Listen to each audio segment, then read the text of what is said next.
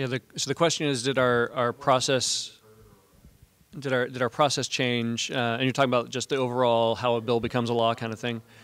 Um, as Bill just mentioned, it continues to evolve. We're trying to find the best way to make sure that we get the best content into our books through the design process, the development process, the editing process. Right? We know that we can continue to improve and get better at making our books better.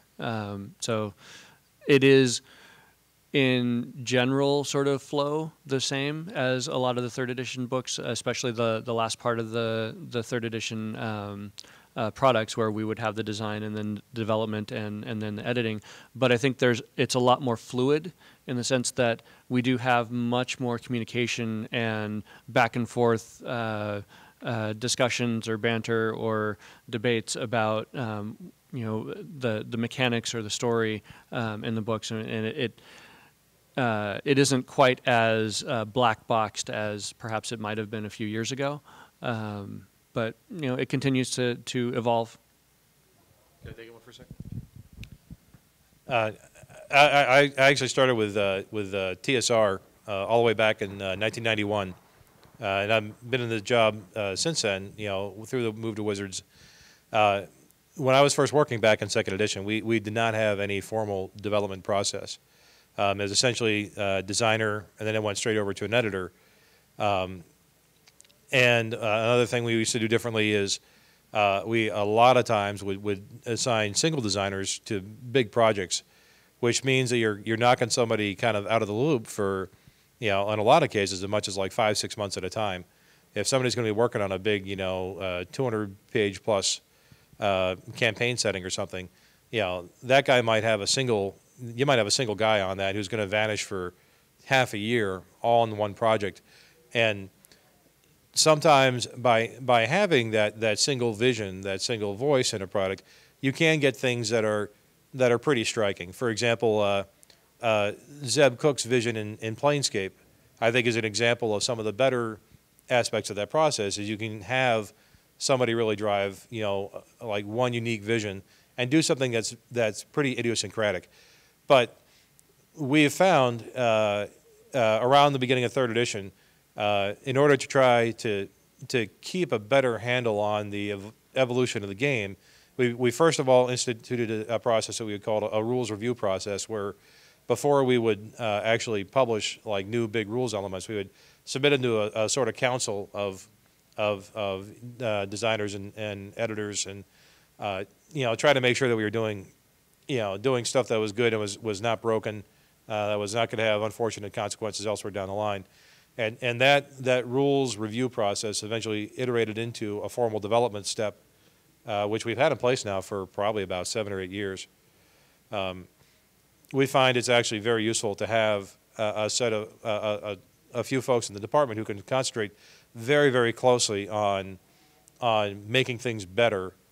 And it also kind of frees us up on the back end. Before, we would have had editors kind of looking out for a lot of that stuff.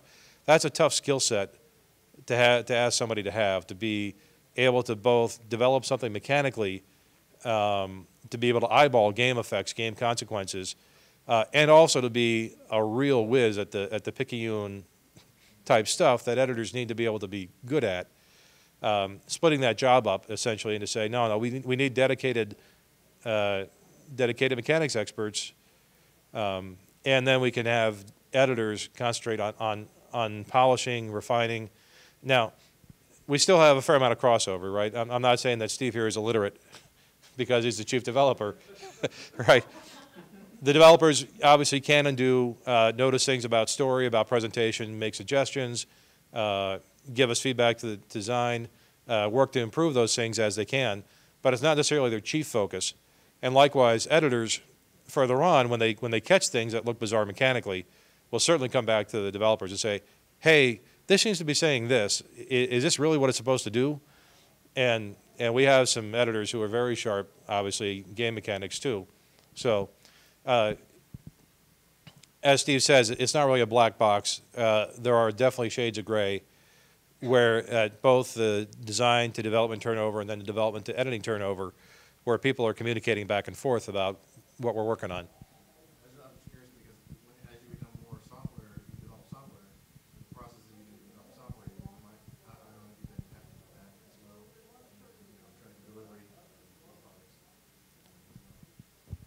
Yeah, it certainly does create another process for us to integrate, right? I mean, we have to make sure that all the content we're creating is properly fed through our database teams and into our online tools. One of the things that the software development has brought to us is the notion of the sprint. We do sprints.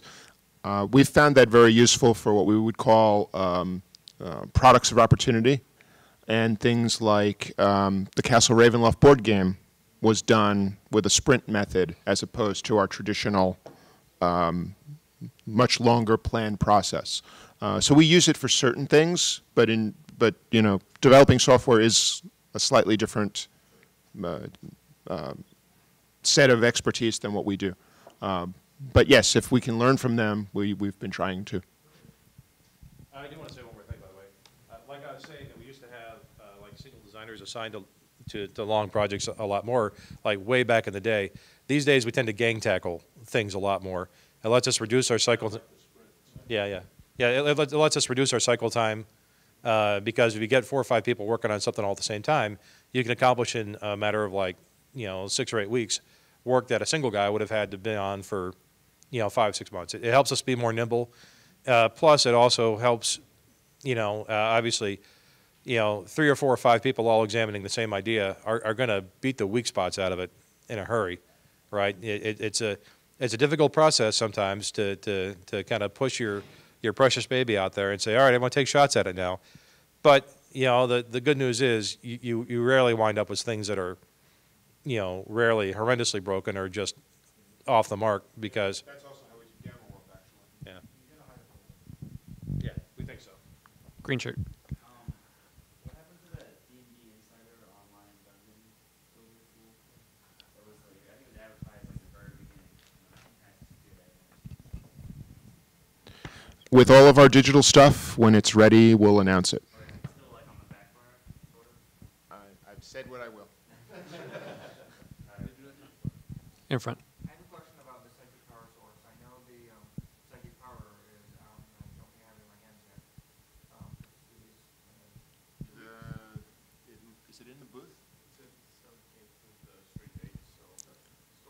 Some of Yeah. your WPN stores will have it already.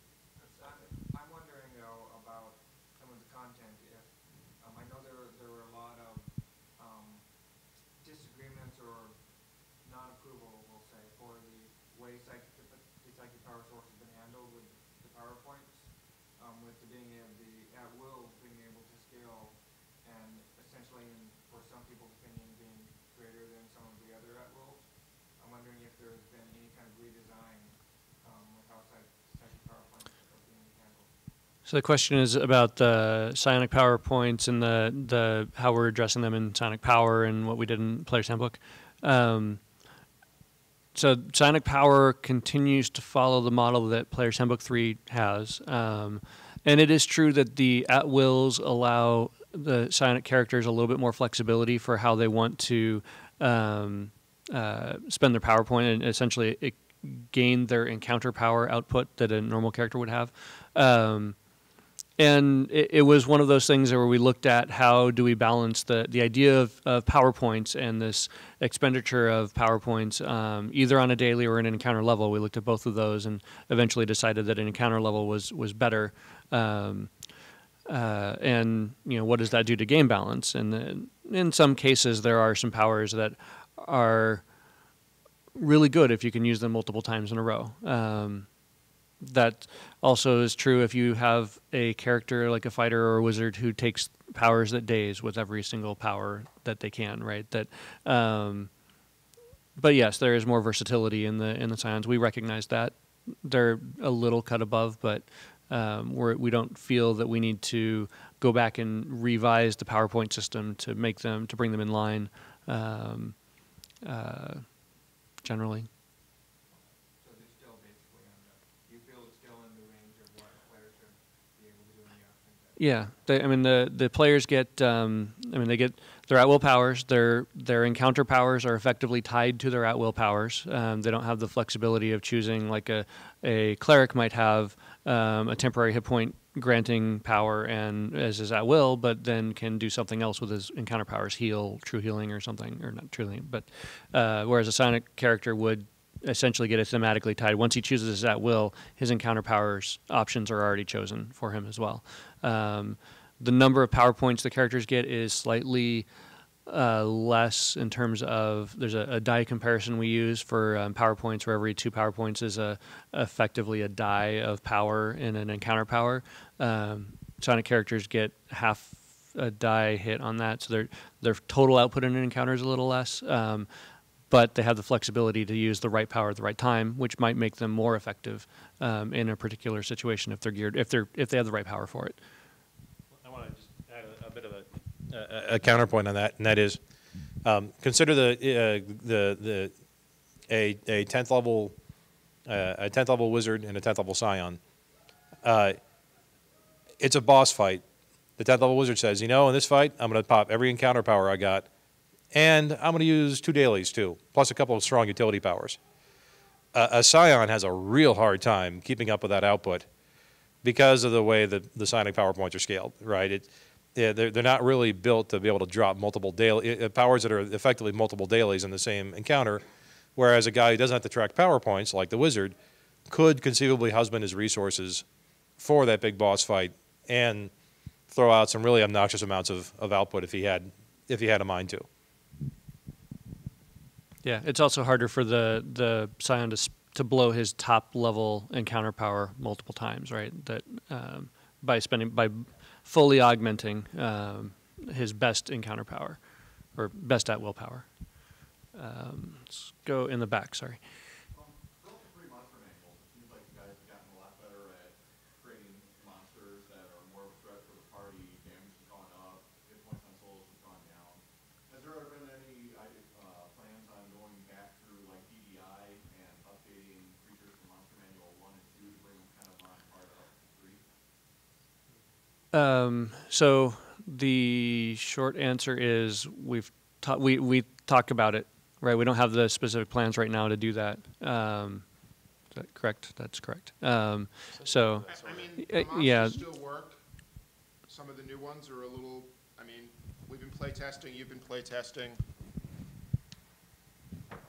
We get to see how it works more in our campaigns because time is going on and we've made some adjustments. But you know, the first Monster Manual still works. In general, we don't want to obsolete that book on you. But you can see, you know, what you might want to do if you care is just add another die to the die. Is it about that? Yeah, and I've talked to Greg Bilsland about it a couple times, and we'd like to get at least some sort of guidelines, conversion guideline kind of thing that you can have on DDI on the free side ideally that just says, hey, you know what, add another +1 damage per 2 levels and normalize the defenses and attack numbers, right? That's really what the majority of the change comes down to. As far as redesigning monsters, though, if there's a soldier or a solo or some other monster in MM1 that really isn't filling its role, we might give you a new version of that creature in, say, Monster Vault, but we wouldn't, like Orcus, for example. I think there's a new version of Orcus in Demonomicon. Is that right? Somewhere? Oh, in the adventure. And it's an upgrade over what Orcus was in the Monster Manual, right? It's a better solo there. Orcus in the Monster Manuals ended up being a little wimpy. I mean, comparatively.